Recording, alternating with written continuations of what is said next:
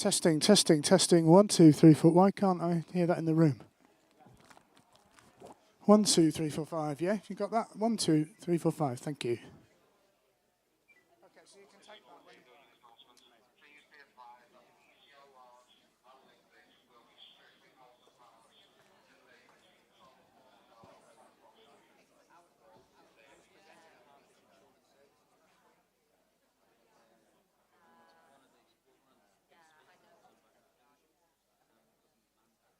Check, 2, 2, check.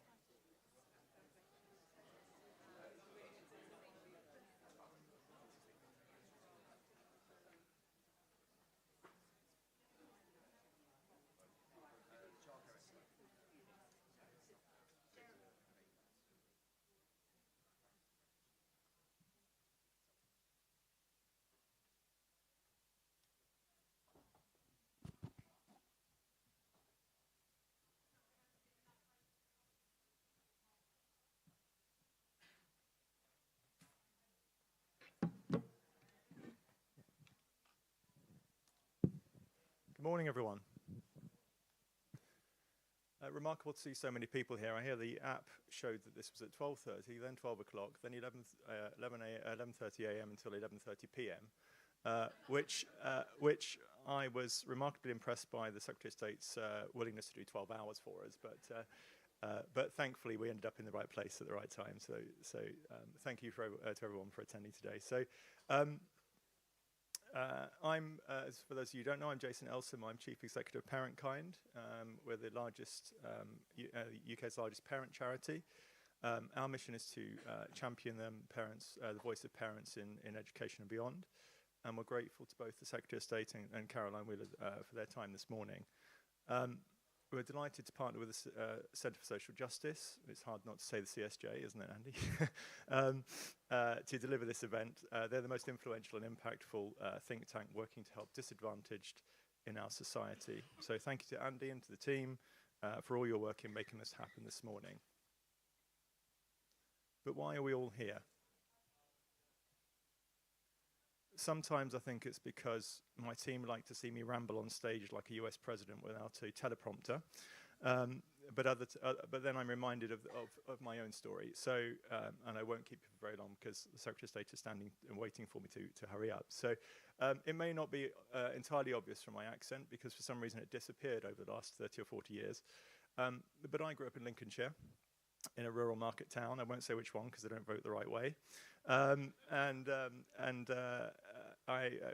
grew up in a one-parent family. So I had a mum who worked in a factory, hours a day in Wellies, not a nice environment. We lived in a council house. I feel like I'm stealing Secretary of State's story, but this is the actual truth. She worked in a vegetable factory. Thank you.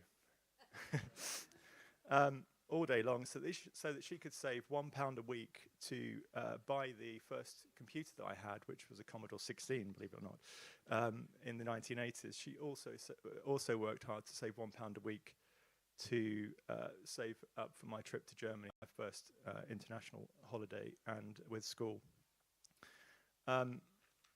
All of these shaped me as an individual. I later went on to have a first career in the tech sector and do some interesting stuff, and then I became a teacher. So my teaching career was ultimately inspired by a German teacher. So, and I'm going to mention him today because he doesn't get the credit that he deserves.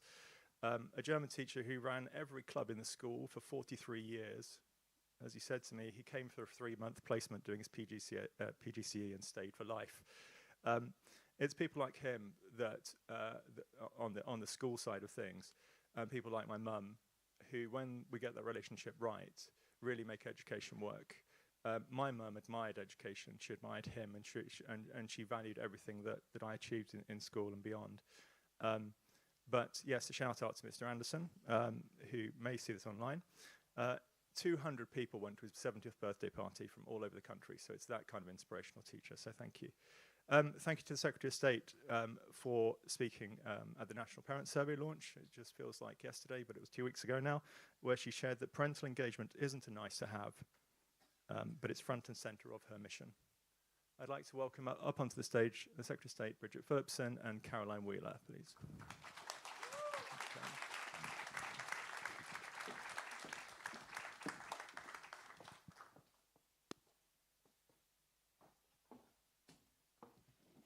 Hello, and hello everyone, and thanks very much for coming to this event, which I hope you will all find really interesting. We're going to have plenty of time at the end for questions, so you won't just have to listen to me asking all the things that I want to ask Bridget about, given that I probably have more opportunity to ask her questions than most people. So I'll try and leave lots of time at the end, but I really want to explore with Bridget a number of things, but I want to start really about you and your own experiences growing up and what has shaped your politics and your thinking about the role that you do, because I think it's fair to say you came from a pretty humble background.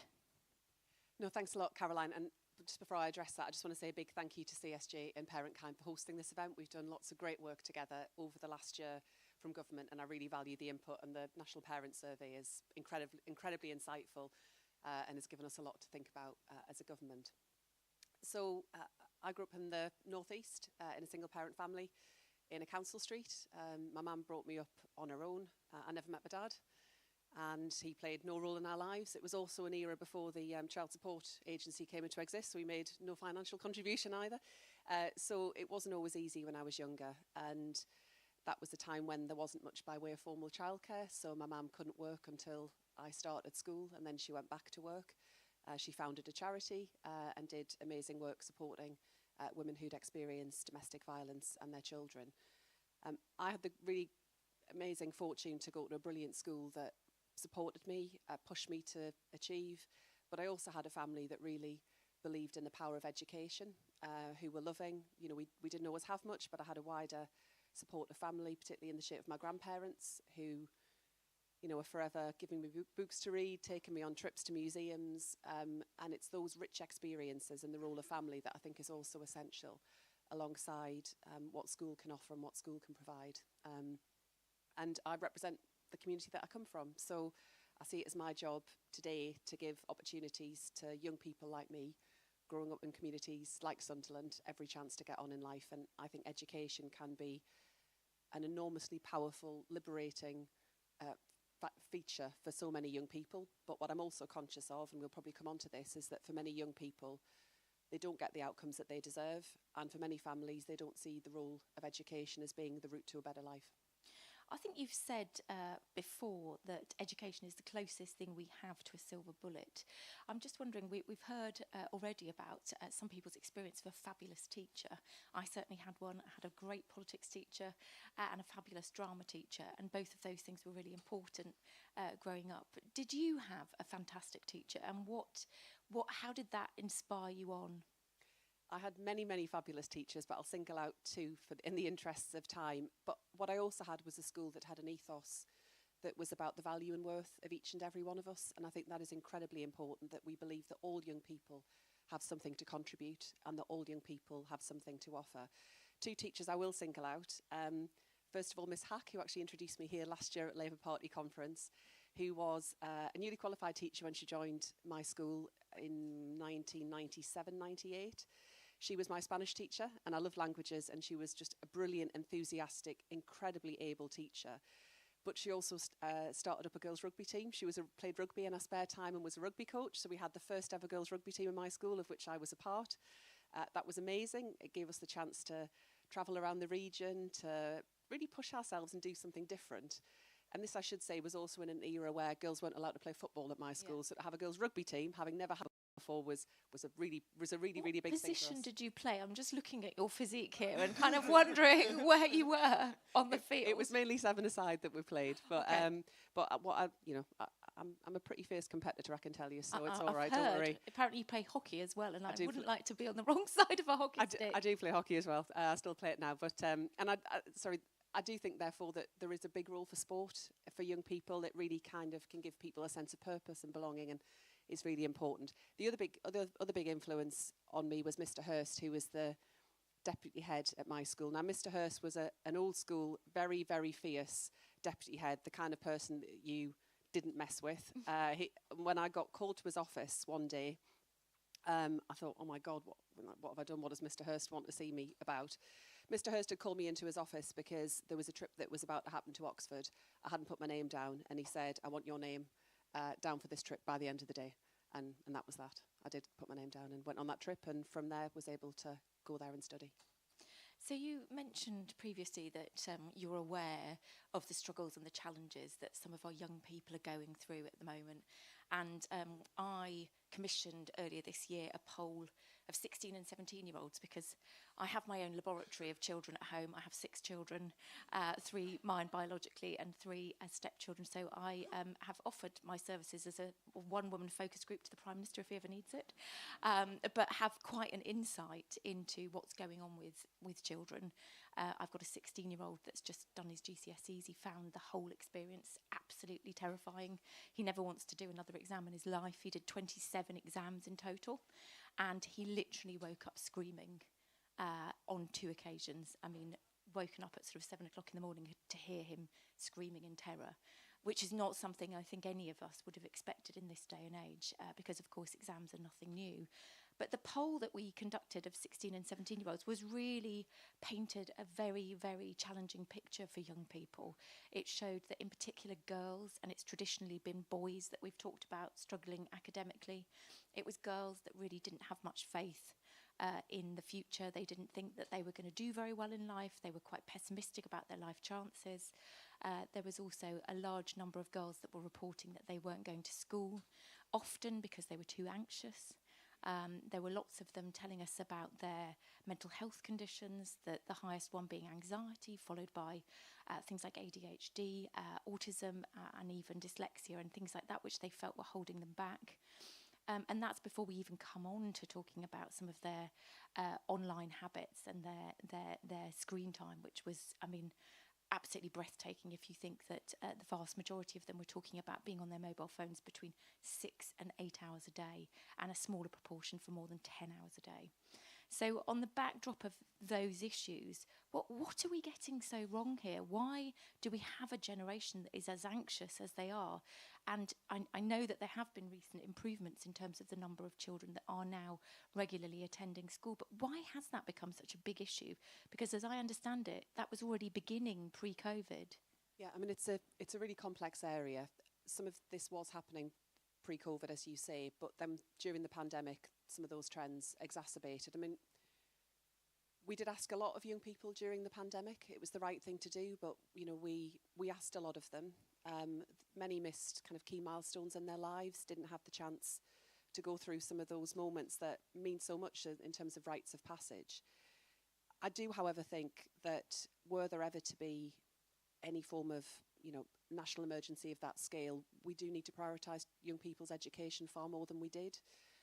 You know, we reopened pubs before we reopened schools, and you know, our young people did suffer from the time that they spent at home. That was particularly the case for young people whose parents were not able to support them so much with their education, or where they didn't have wider family networks, or where they had no access to open space. You know, if you're in a tower block or you're in a flat, and you can't, you know, you don't have the benefits of an outside space, or if your parents are working shifts, that was really challenging for lots of young people. And persistent absenteeism has been a really big challenge. We are making good progress. I'm really pleased and proud of the work that we've done together with parents and schools to make sure we've got more children regularly back in school. Some of how we've done that has been through really good use of technology and AI. So the data, the information that we're providing to schools, allowing them to compare their school with another school of a similar cohort. Also, some of those crucial moments around year 6 to 7 transition for our young people, where we can see a real drop-off. We now, for the first time, are giving secondary schools access to data about the attendance of their year 6 students, which allows them to better understand students who might be struggling as they make that transition.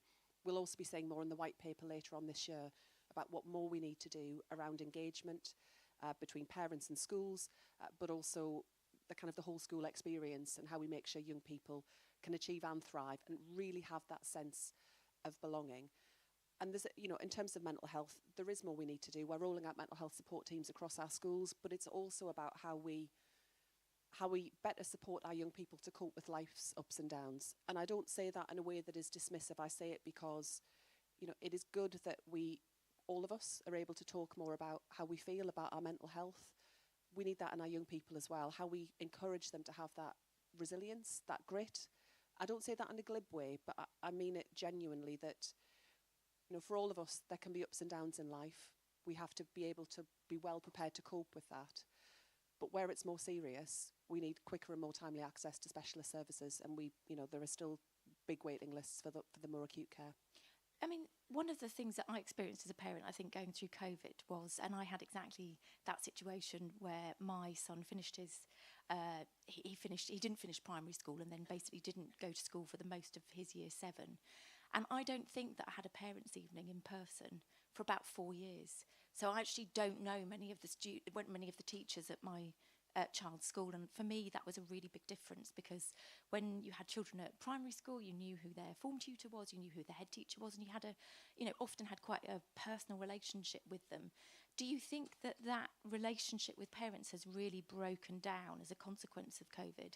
And what can you do to renew that? So I know, for example, the CSJ has done some really good work on sort of parent engagement, and one of the recommendations they came up with in one of their most recent reports was that when we have persistent absenteeism, you need to re-engage the parents, and not in a kind of, sharp stick way, but in a much more kind of carroty way. One of the recommendations was to actually have almost like speed awareness type courses for parents, so that they could be educated about what the benefits are of regular attendance. Do you think that's something that where we should be going? I do think engagement with parents is critical in terms of the relationship between the school and the family.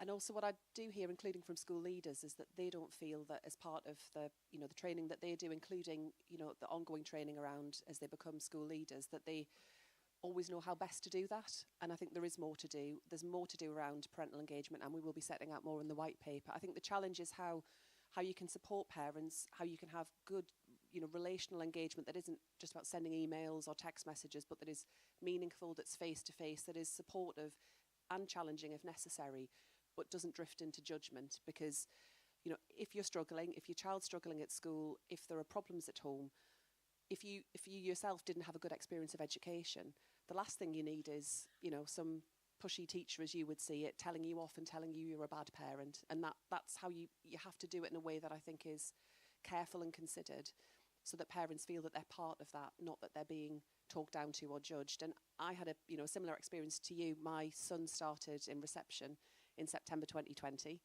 My daughter was already at the school, so I knew the school, knew the environment. But, I remember standing, to drop him off, and standing meters apart from every parent, wearing masks, not ever going into the school.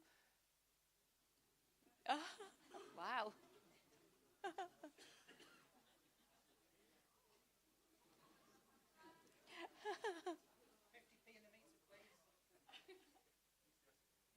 Yes. I won't ask you about the government's energy policy, because the lights have obviously just gone out. Or perhaps we should ask Ed Miliband what the problem is. But you were saying... Sorry, it meant you didn't really get to know parents in the same way, and that you didn't develop those same relationships with teachers. Now, we've obviously come through that period, but that has had an impact, and therefore I think it is all the more important that we support schools to engage with their parents and be part of that community. Now, many schools do this incredibly well, and schools are right at the heart of their communities. I think part of the challenge is how we fix the other problems that sit around schools, where schools are having to step in because they're the last people standing, but where it does put, I think, often intolerable pressure on staff, dealing with housing crises, child poverty, all of that. That's the job of government. And that's why I think all of this, and the vision that we'll set out in the white paper, is how government, parents and the education sector can pull together to make sure that every child in our country is able to achieve and thrive, and addressing some of those big and persistent challenges that we see around white working class kids and their attainment, around absenteeism still, but also how we make school a brilliant experience for all of our young people, that they want to be there, that they achieve high standards academically, but they feel a part of it, they feel a sense of community, and have that feeling of purpose that will take them through their lives. When we're talking about sort of parental engagement, the one question that springs to mind here is that you often get asked about mobile phones in classrooms, and there seems to be a kind of persistent question about whether the government's going to ban mobile phones in classrooms. Yet we know from the research that I think both government has done and other agencies that actually the vast majority of schools do not allow mobile phones in the classroom.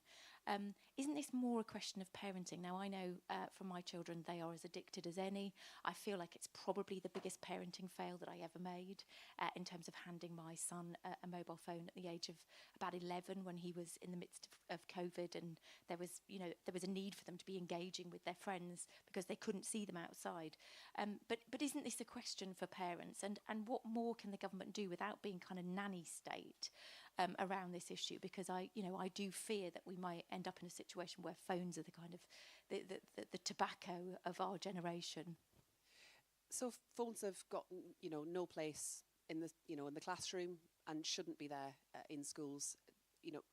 The evidence is clear that schools have got policies in place to deal with this, are taking action. School leaders have got my full backing in enforcing that, and parents need to be on board with that as well, in terms of, if your child gets caught with a phone, it gets taken off them and they get a detention, you've got to back the school on that. So my worry, like you, is less what happens in school, because I think schools are managing this well, more what happens outside of school, although it's the outside of school use of mobile phones that can often then drift into school around bullying or kind of some of the challenges that schools will then have to deal with.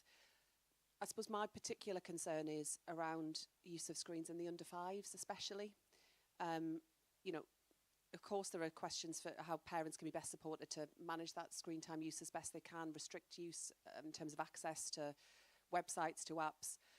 But I think what we have seen is kind of quite a big growth in the use of screens in the under fives, where there isn't a good reason for that to be happening. I understand. I know being a parent is hard. I don't say this from a position of judgment. I can see why parents do it, but I do worry about the impact it will have around speech and language development, around good attachment between parents and their young children. And I think that is the area where there is a question about what more we can do and how we can make sure that parents have got the information that they need to understand the impact that screen use can have, particularly on our youngest children. And that's where, you know, Best Start Family Hubs that we're rolling out across the country will also come in. You know, good quality parenting support, early years support, access to health visiting, breastfeeding support, all of that together in one place. But doing it in a way that supports and empowers parents is not seen as a way through which we judge parents or criticise them for what, you know, it's difficult enough being a parent. It's even harder if in a community like mine, for many parents, you don't have very much money, your work is insecure, you don't have a family network. You need support. You don't need to feel that you're getting everything wrong when you're really trying your best. How often do you think you're on your mobile phone, Bridget? And do you think that we as parents, and I say this because every time I talk to my children about their screen use, they look at me and they go, Mum, look what you're doing. You're on your phone. And I'm like, yes, but I'm working and I'm earning money, which is paying for your mobile phone. But, you know, do we have a responsibility to lead by example? Yes, we absolutely do. And I'm like every parent, I try to do my best and probably fail on occasions on this front. But, you know, just simple things like I try and just put my phone in it elsewhere where I'm not going to go and pick it up. I not having my phone in my hand when I'm trying to speak to my children. Trying to read more, so trying to put my phone away and focus on reading, not just on scrolling. But we do have a responsibility as parents, yes, to lead by example. And just on that question of reading, I mean, there is really terrifying evidence which suggests that our young people are not reading books at all. And again, I look at my children and I can't say that they're particularly wonderful at it either. What can we do to get children more interested in reading books than perhaps watching shorts or YouTube or all the other things that they love doing? How can we incentivise them to do that? Look, it's not easy, and you know there is a reason that some of that social media use is, you know, it's designed to be quite addictive, and it's a challenge to compete with. It's part of the reason we've launched a National Year of Reading for next year. So this isn't just the work of government; it's for all of us to. Particularly getting into communities where, you know, access to libraries, you know, has drifted in recent years, making reading exciting for children, really giving some opportunities around all of that too. But it's also what happens on the school side too, because I am concerned about the challenge we see around young people, particularly at a secondary level, from year 7 upwards, who don't have a strong foundation in literacy. So they're not going to read if they struggle to read. You know, you're not going to read a book for pleasure if you're struggling with your literacy. And that's why we're looking at what more we need to do as a government to allow schools to have a greater focus on reading skills. But that is also about reading for pleasure. It's not just about one or the other. So one of the scary sort of statistics is around the number of boys in particular that are not passing English and maths. And again, I can see that with my children. Luckily, my son did pass English and maths, and it was the moment of the greatest relief for all of us, I think. But I do see young people being stuck in that kind of permacycle of not being able to pass those examinations, which holds them back. It means that they can't progress, they can't get onto the next stage of their education. And also often it means that they are doing courses that they're not particularly interested in. It's a stopgap for them between 16 to 18. And I think that makes them much more vulnerable to ending up as a NEET, which we know there are increasing numbers of. What are you thinking about? I know you're doing a curriculum review at the moment. What are you thinking about in terms of that? Because that does seem to be just such a common complaint amongst parents, that that's having a really detrimental effect and is effectively, you know, writing off a sort of generation of children. So the curriculum and assessment review is looking at all of this. I do believe that getting a firm foundation in English and maths really matters for our young people. Without it, you're held back from doing so much more. What especially troubles me is the figures that we have around white working class kids and where they get to in terms of a secure pass in English or maths. Fewer than 20% get a strong pass in English or maths at GCSE. I mean, that's just, frankly, a shocking statistic. And the numbers of, building from that, the numbers of young people that on leaving primary school haven't reached a good level of English and maths. And what we all know alongside that is that the attainment gap that's opened up by the age of 5 persists right throughout their school career. So yes, it's about what more we can do in secondary and as young people progress through their education. But if we're going to get this right, getting it right in the early years is absolutely essential. It's why I've made that such a big priority in terms of expanding access to early years education and childcare and the Best Start family hubs, because we need to make sure that we're doing more to allow children to be ready to learn when they arrive at school. It's why we've set ourselves an ambitious target around school readiness and, dealing with that attainment gap, not waiting till children are at school, but putting in place support well ahead of it. And I mean, one of the big issues around that kind of early years, we know that there is always a demographic issue when it comes to learning, and that those that come from the more deprived backgrounds tend to struggle more. I mean, you will have been asked this question 100 times, and I'm sure the answer is exactly the same, but we do have a 2 childcare benefit cap in this country. If you listen to the likes of Gordon Brown, they talk about the huge impact that has in terms of holding back families. I think you yourself have described it as a spiteful policy. Do you think that action is going to be taken given the financial situation that the government currently finds itself in?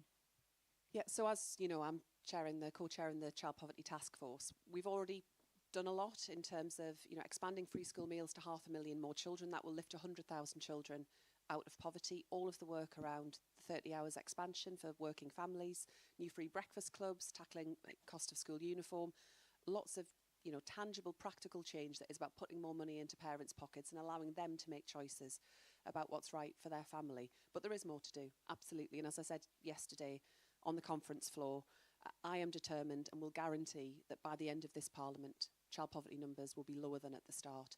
And the 2-child limit, yes, is definitely on the table. And just in terms of the kind of the values that you bring to this, because, one of the arguments about doing something on the 2 childcare cap is this is exactly the kind of thing that a Labour government got in to do. Why do you think you haven't done it yet? And, do you agree with people that find it just totally unacceptable that a Labour government is still presiding over a policy which has such a profound effect when it comes to the figures that are related to child poverty? So this wasn't something that a Labour government would ever have introduced, but we are where we are. And I understand the impatience. I'm impatient to make sure that we get really brilliant outcomes for children in our country. And tackling child poverty has always been the moral mission of this Labour Party. It's what brought me into politics. It's what I want to make sure another generation of children don't have to experience. We did, inherit a really tough situation in terms of the public finances. That does mean that you can't always go as fast as you would like. But the action that we've taken, free school meals to 500,000 more children will make a huge, huge difference. I mean, there's over £1 billion of investment into our children and their futures. But there is more to do. Absolutely, there is more to do. And I'll make it happen. So before I open up the floor to questions, there's obviously one very key policy that's coming up, which is on special educational needs. I seem to just talk all about my children. I can tell you all about them because I'm so proud of them. But I do have a daughter who is autistic. She's very clever, and she's in a mainstream school. But because she's not disruptive in lessons, because she is clever, because she's not, she doesn't need any extra support. She very much falls through the cracks. And we do have a problem getting her into school often in the morning because she's so anxious that she feels, she is physically sick. So as I stand outside the sort of school gates and do a little cheer when she goes into school, I also know that I'm putting her through the most stressful thing she will do all day. And I do think, talking to other parents, there are lots of us that feel kind of brutalised by the system. I've been a school governor for 10 years. Most of that was chair. And I can't navigate my way through the system. My mum is doing a diploma in autism to try and understand the kind of support that we as a family need. If I can't navigate my way through the system, how on earth do most parents do it? And what can you do to help? Because I do think that many of us are trying to get medical diagnoses for our children, because if you don't have that, if you don't have a healthcare plan in place, you can't access any support. Yeah, and your experience is the experience I've heard from lots and lots of parents across the country, but also from school staff who are often trying their best but don't quite feel they have the training or the support that they need to provide a brilliant education to children with a wide range of needs. One area that has been really powerful in terms of the visits I've done is the work that we're doing, a programme called PINS, Partnership for Inclusion of Neurodiversity in Schools, that we're running through the department, which is about better engagement with parents to understand the needs of children, more support put in place ahead of formal diagnosis. So diagnosis does have an important role to play in the system, and parents will continue to want that. But if teachers are already identifying traits within a child that would indicate a level of support is required, we shouldn't be waiting for a formal diagnosis in order to do that. And the training that runs alongside that programme is really powerful. And I've met with parents where the schools have been a part of it, spoken to them as part of the visits I've done, and they will just say it's been life-changing for their children. But they need to be involved in that too. And the work of parent carer forums alongside that, as well as the engagement with school, is absolutely critical. And neurodivergence is the area where we see the biggest need for support in mainstream schools, where we also need to deliver more specialist provision within mainstream too. And alongside that, making sure we do have specialist placements for children who have the most complex needs. So we're investing more. We've got more money to go further to create those places through capital investment. But this is such a sensitive and such a complex area. And I understand the worry and the anxiety that parents feel, because they've had to fight so hard to get what they need. Everything is such a struggle. It's so bureaucratic. It's so painful that when you talk about improving the system, changing the system, they're anxious about that. I take that responsibility really seriously. We will be setting out further plans through the white paper for how we make the system better for children with SEND. But everything that drives me around the change we need to make is about making the system better and delivering better outcomes for children. That is the driving purpose behind all of it. It's what I'm seeking to do. And it's why I've spent a lot of time speaking with parents, with campaigners and charities, and that work is still underway, because the system isn't working, but we need to make sure that what comes next is much better, but actually building up the system that we have alongside that, because parents' trust and confidence is incredibly low. Don't worry, I completely bore Bridget all the time with the stories of my children, so she knows all about what I think about these subjects, so she doesn't have to ask me. But listen, we'd love to hear some of your thoughts and some of your questions for the Education Secretary. I think what we'll do is we'll take 3 at once. I don't know if we've got microphones, if you're happy for people to... Yes, we do, sorry. So I'll start with 3, 2, 3 on this row, and then I'll come circle back. Hi, Bridget. It's Keris Turner from TES. I wanted to talk about Ofsted. So earlier this year, you told the Chief Inspector, Sir Martin Oliver, that you were disappointed that he pushed back the inspection rollout to November. I appreciate we're at a parent-kind event, and I know parents are broadly prefer report cards to single-word grades, but the general teaching profession, as I'm sure you know, are quite worried about the rollout, especially for teacher well-being. So are you concerned by this, and do you regret asking Ofsted to stick with the timeline? So we'll do 3 at once. So, yep, next one. Thank you. Nicole from Ambitious About Autism. So my question is related to SEN. So we heard that the SEN white paper is going to set expectations for schools on what inclusion looks like. My question is around what expectations will be set for the department on what inclusion should look like and how that's going to trickle down to other policies. I think at the moment there's a big disconnect to how we approach, for example, attendance, behavior, attainment, that doesn't really take into account the specific needs that children with SEND have, or the pressures that the parents are under, or for example, teacher training. How are we going to prepare them and roll out what we've learned with PINS and other programs through every single teacher across the country? Hello, Pete from Checks, a charity that supports children and families. Last year in the cabin, when we had one of your sessions, I mentioned about opportunities and peer-on-peer support, and everyone had to feel self-worth. Now, when you say high standards academically, you could theoretically, and let's use this analogy as like fave football, where someone's theoretically amazing, passes all the exams in it, but has 2 left feet. And then you have a lad who's amazing at football practically, but feels left behind because the way you gauge my ability is through the theory side of it. So how are you going to create the opportunities for everyone in that class of 30 children to feel empowered and self-worth, that we all look at each other like a team? You're good at this, you're good at that, and collectively we're together. And how do you do that? Great.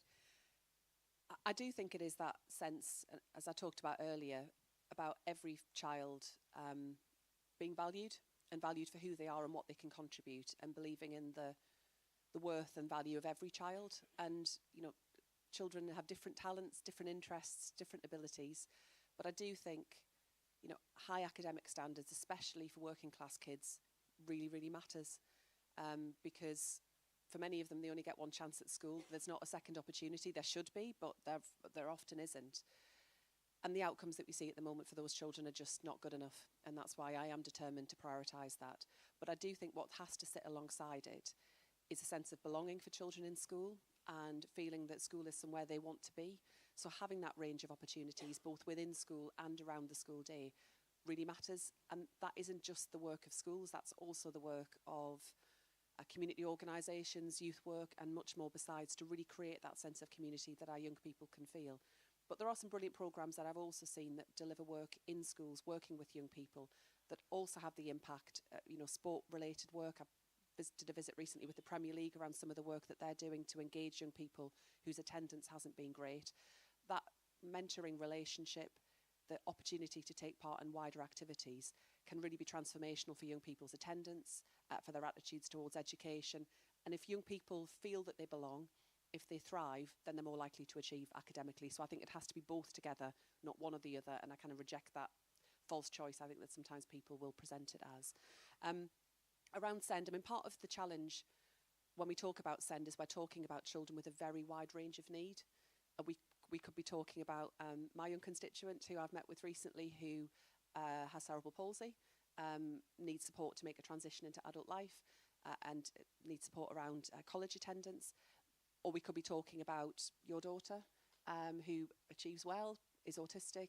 There's a huge range and a difference of need, and that's why it's important that we seek to get that right. What we have seen, however, is that the increase in level of need does come primarily around neurodiversity. Therefore, teacher training is essential. We now have more, from this year, more teacher training with a focus on SEND. There is more we need to do around training and supporting the whole school workforce, including our teachers.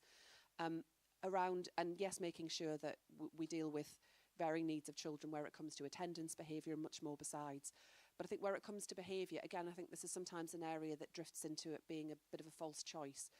What I also hear from young people who are autistic is that they want calm classroom environments where they can be supported, where actually that level of disruption or bad behaviour can be particularly difficult for children who are neurodiverse.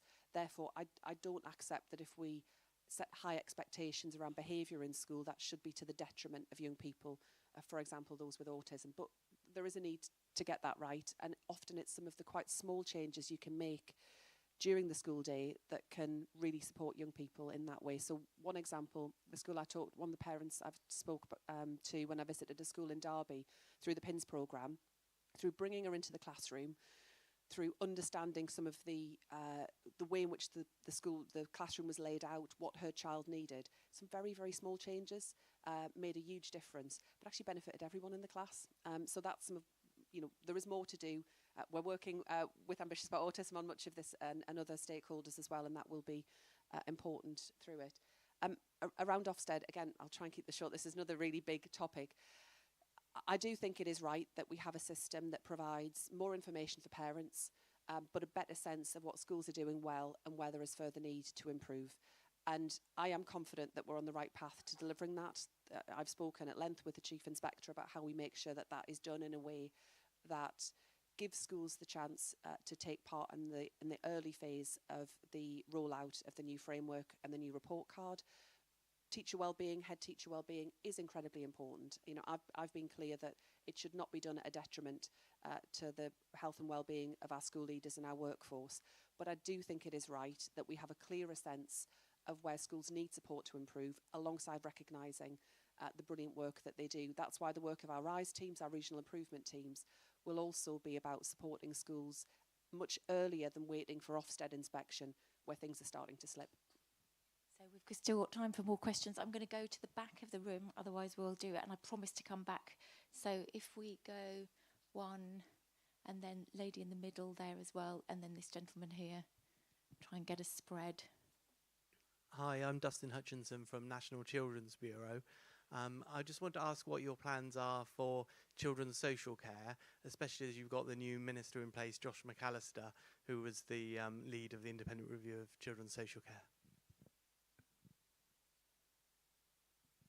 Hi, Sarah Ronan from the Early Education and Childcare Coalition. Firstly, just wanted to acknowledge the fantastic focus that you've put on early years. We're all delighted to see that.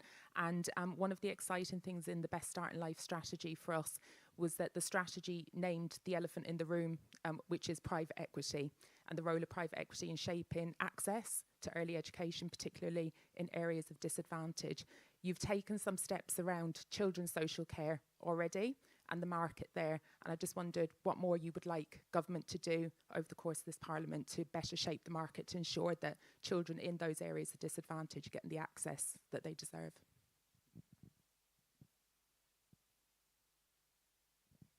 Thank you. Dom Higgins from the Wildlife Trust, but also on the board of OCR Cambridge. We had an excellent session yesterday hearing from young people about the threat of climate change, sustainability, speaking about well-being. Striking the Balance review says it's the greatest existential threat, and therefore they would expect to see a curriculum that kind of educates children but makes them aware of the opportunities as well as how to cope with it all. So just wondering what we can expect to see from the Francis review and the next steps around climate change and nature loss. You'll forgive me if I don't preempt the independent review today, but you know that it is an important consideration around sustainability and climate as a part of that. It is a topic I can guarantee comes up in every single school that I visit. I know how passionate young people are about this topic, but it's also an area where we have an opportunity to create some really well-paid, brilliant jobs for young people and communities like mine through the transition that we're making around net zero. So I think there is already a real and genuine interest amongst young people. I want to make sure that we allow them to take up the opportunities that come through clean energy, making sure they've got the skills, and that's why the focus on vocational training and education and apprenticeships is a critical part of that as well. I'll pick up on social care, children's social care, and then in relation to early education as well. We're legislating through the Children's Wellbeing in Schools Bill to make sure that we have the power to tackle the excess profiteering that we see in the children's social care market, where we're talking about some of the most vulnerable children in our country, and there is a profound problem when we see that level of excess profiteering in the system. I'm delighted that Josh has joined the team. I should also really say a big thank you to Janet Davey, who was our minister, our children's minister too, who has really pushed forward on all of this work, and also in giving voice to young people who are care experienced. We will have a much greater emphasis on fostering and on kinship care alongside the reforms we need to make to the system and to the market, because if we can keep children with the people who know and love them best within a family setting, that is much better than children moving into placements. Of course, there will always be children for whom that isn't an option, and we need to make sure we can intervene, but the quality of the placements that we put many of the most vulnerable young people into are just awful. I mean, really, really awful. And we will take further action on it. We're giving councils more money to create that provision directly so that they can work with charities and others to allow young people to stay close to their families, even where they can't be with their families. So there'll be more to come on that front. It's a really big priority for us as a department, and that's why it was one of the areas we took really immediate action as quickly as we could through the bill.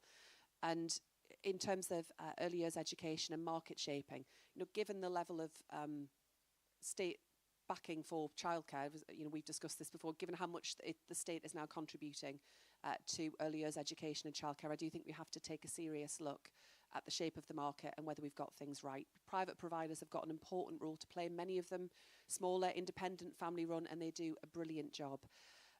But alongside that, I do want to create more places, more nurseries within primary schools. We've done the first phase that have opened from September. I've launched applications for the second phase of that, another 300 that we'll be able to create. The quality is brilliant. It's really accessible and available for parents. You know, the ease of one drop-off, not two drop-offs, and making that transition from reception into school, from nursery into reception, even more seamless for parents alongside it. And we've really moved at pace to do that. We've created over 5,000 more places in our primary schools. I visited one of the nurseries in the northwest in Wigan Borough just a few weeks ago at the start of term.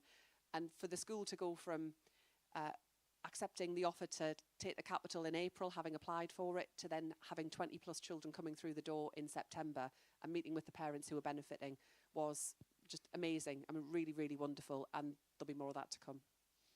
Okay, we can do some more questions. Where's the microphone at the moment? It's this way. So if we do 3 on this side, just here. Thank you. Connie Muttett from the Centre for Young Lives. It's great to hear your kind of ambitions for the early years, and I wanted to ask you about Best Start Family Hubs. It was really positive to see in the strategy your kind of commitment to learn from the best of Sure Start and Family Hubs. And I just wondered, one of the things Sure Start got really right was engaging parents in their communities and learning from them. And how do you hope to make sure the Best Start Family Hubs programme does that too? Thank you. Eleanor Thompson, counsellor in Leeds. We have one of the new nurseries in our ward, which is really exciting. How do we bring fun and play back into schools so that children love learning and want to be there and feel like they belong?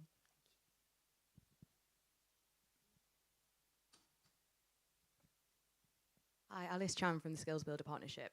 It's great to hear Bridget talking about the important role of educators and the role they played in your life. Only 24% of teaching professionals think that essential skills like communication, collaboration, creative problem solving, self-management skills are sufficiently taught in education at the moment. So without preempting the curriculum assessment review and the school's white paper, how do you think we can change that, and how do we ensure that more teaching professionals feel confident in teaching those skills that are so important for ensuring young people can thrive in life and work? So I think it's both knowledge and skills. It has to be both together, not one or the other. And that's another area where sometimes in education we can drift into a false choice about, do we want young people to have do we want skills or do we want knowledge? We want both. And the review will look at all of that. And play as part of that, particularly for our youngest children, is incredibly important, especially in the early years. That sense of joy, that sense of imagination, and making sure that our amazing early years workforce, including in the preschool settings, are really well supported. And that was a central part of the Best Start in Life strategy. We've got a lot to do to really build up the expertise and the training that's available for our early years workforce, including having more graduates in the workforce and more teacher-led settings as a part of that. And on Sure Start and Best Start Family Hubs, you're absolutely right. I mean, that was one of the key lessons from Sure Start, was that community engagement is not a nice to have, it's essential. It's why the earlier phases of Sure Start were more effective than the later phases, because of the strong emphasis on community involvement. And the reason that matters is because it's no good, people like me just telling communities what they want. There'll be a core national offer for what we expect to see around access to health and much more besides. But we need to understand the different challenges in different communities and what parents need and what parents want. And when I was involved many, many years ago in one of the first Sure Start centres in Washington where I lived, the key message, some of what parents came up with would not have been what professionals would have delivered. So what dads wanted was Saturday morning dads clubs for a chance to be with their parents, to be with their children, because they were working during the week, and expecting them to come on a Wednesday afternoon was no good to them. The other thing that parents told us loud and clear that they wanted was safe places for their children to play, and that was why a soft play was built into the centre. That's not something that would have happened had we not heard parents as part of that conversation. We'll come down again to the front here, and we'll try and get this gentleman on the corner, this lady here, and this lady over here. Try and get a spread. Neville Bann from Liverpool, retired teacher, who I'm still proud of the kids I used to get into that wanted to be good at education and did succeed. But my question's about a book, which I'm sure you're familiar with, Fiona Hill, from working class Bishop Auckland to the White House. And she's come up with all sorts of proposals for improving opportunities. Is that informing your work?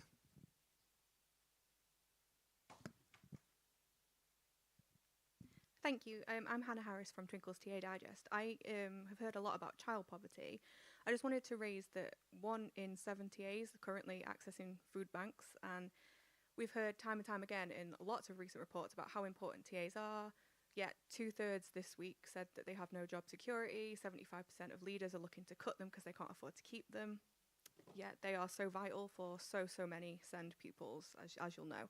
So I just wondered, obviously we've got the triple SMB and that is a very welcome thing, but it seems quite abstract and quite far away, and I know the wheels are in motion and we will get there. But for TAs right now, morale is so low and things are so dire, and what is the very real end of the tunnel in sight for TAs like currently on the ground? Thank you.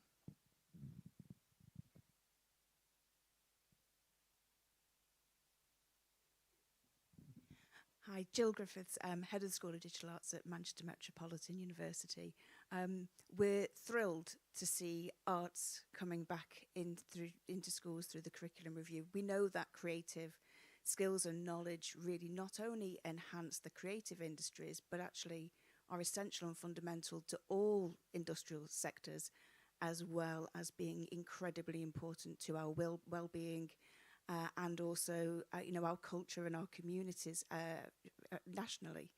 How can we make sure that they stay baked into changes to curriculum so that they can't be dismantled in the future?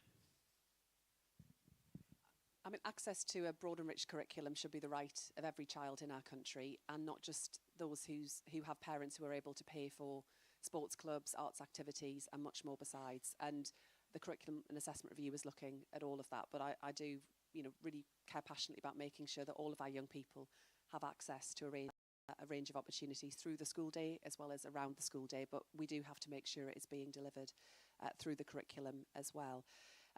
Our teaching assistants and our support staff are the backbone of our schools. Speak to any school leader, as I'm sure you do, and they will say they couldn't run their school without our amazing support staff.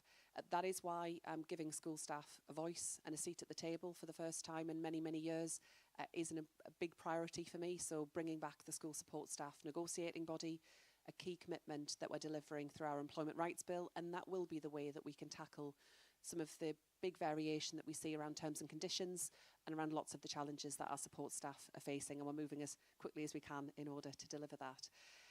I have read Fiona Hill's fantastic book. When I saw her, when I heard her accent on the television, when I saw her giving evidence to that hearing, my kind of ears pricked up, and I thought, who is this amazing woman? But I've read the book. It is brilliant. It's got a lot to offer.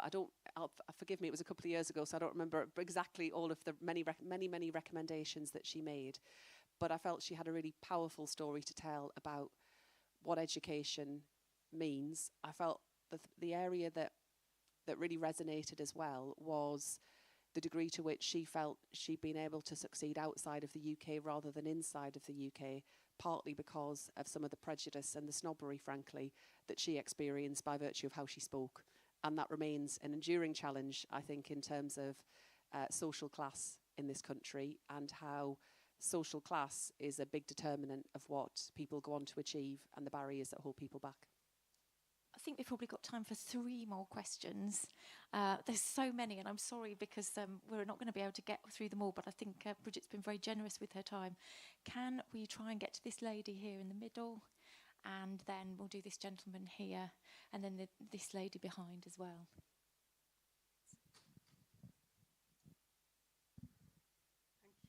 Thank you so much. I've really enjoyed this conversation. I'm Councillor Jasmine Ali. I'm Deputy Leader at Southwark Council, and I'm also a parent of a daughter with emerging special needs. In Southwark, we've been on an incredible journey. Over 10 years ago, we were second from the bottom on league tables, and now we're 98% good and outstanding. But I think really one of the things... Thank you. That wasn't the question. Okay, so one of the things that I'm really looking at now from a parental point of view, but also as lead member for children, is that we know that behaviour challenges are a big driver of school exclusions, which is obviously the other side of the coin from absenteeism. Yet, exclusions make the challenges much worse. So what steps, Minister, can you take to support schools balance high standards of behaviour with more inclusive approaches so that children with additional needs can actually stay in learning rather than be excluded? Thank you.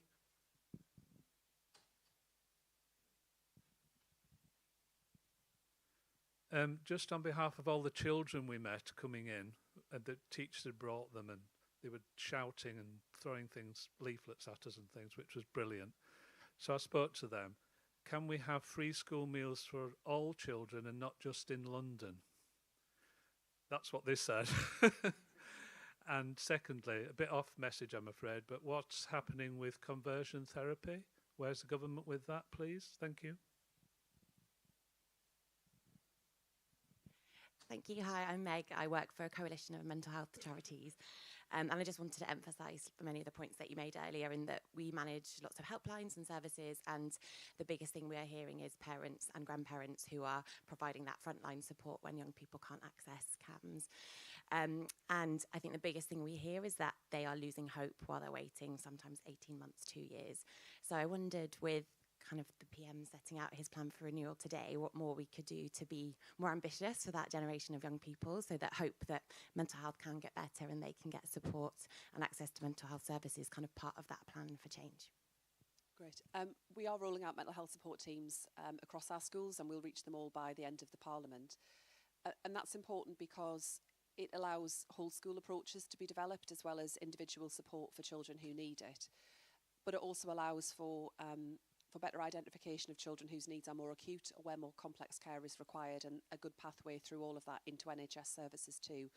I mean, I'm doing a lot of work with Wes Streeting on all manner of issues relating to children's health and well-being, including around the waiting lists in terms of access to specialist services. I know that's something he is really determined to turn around, because, as you say, too many young people are waiting too long for access to more specialist provision.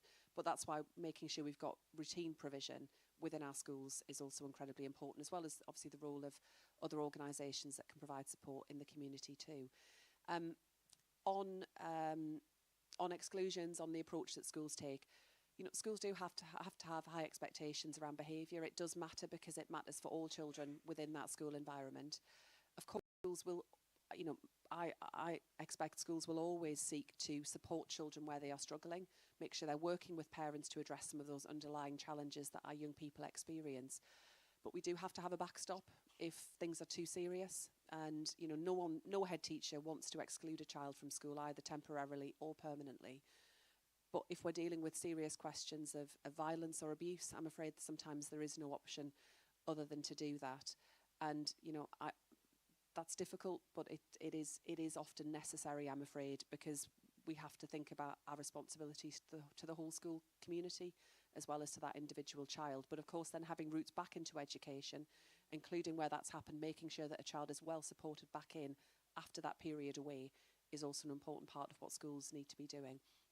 On free school meals, we are expanding free school meals to 500,000 more children, so all families in receipt of universal credit from next year will receive a free school meal. That'll lift 100,000 children out of poverty. We'll reach 500,000 children, I think is an amazing and enormous step forward. And of course that goes hand in hand with the breakfast clubs that we've already started to roll out, with national rollout commencing from next year. Again, we think we'll reach another 500,000 more children through our new free breakfast clubs. And the reason for the breakfast clubs isn't just about the food that's provided, it's about the club and about the amazing impact it has on children's attendance, on their behaviour and on their sense of well-being when at school. So there's a lot to celebrate, I think, on that front. On your question about conversion practices, we will bring forward, as we committed in the manifesto, to a draft conversion practices bill that will be trans-inclusive, but we're taking our time to make sure we get that right. So we do allow within that legislation for people to have the opportunity to explore their identity through healthcare, for example, and making sure the legislation is properly drafted. It'll be a draft bill for further consultation, but we will absolutely deliver it. So I just want to say thank you very much to Bridget Phillipson, the Education Secretary. I think you've been incredibly generous with your time. Lots of questions. Many thanks.